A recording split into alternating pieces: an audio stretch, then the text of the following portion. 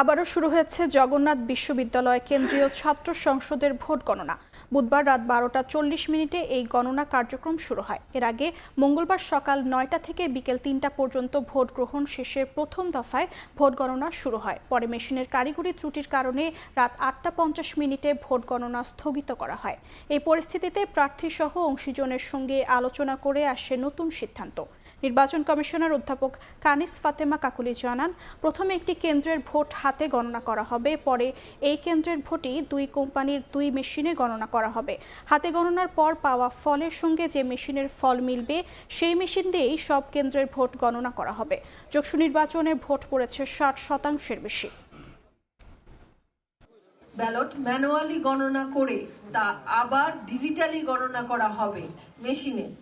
যদি দুটো মেশিনেই যেই ফলাফলটা ম্যানুয়ালি ফলাফলের কাছাকাছি হয় তাহলে, এবং কাছাকাছি হয় মানে ম্যানুয়ালি যে ফলাফল তার সাথে মিলে যায়, তাহলে আমরা সেই মেশিনেই বাকি ভোটগুলা গণনা করা হবে। এই মুহূর্তে সেখানে আছেন রিপোর্টার শাকির আহমেদ, সরাসরি যাচ্ছি তার কাছে।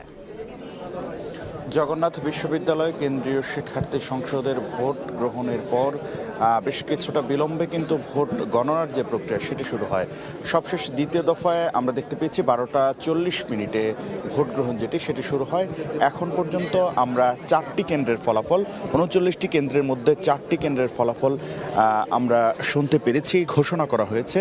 এবং এই 39টি কেন্দ্রের মধ্যে বাকি 35টি কেন্দ্রের ফলাফল যে এখন পর্যন্ত গণার যে প্রক্রিয়া গণনা করা হচ্ছে।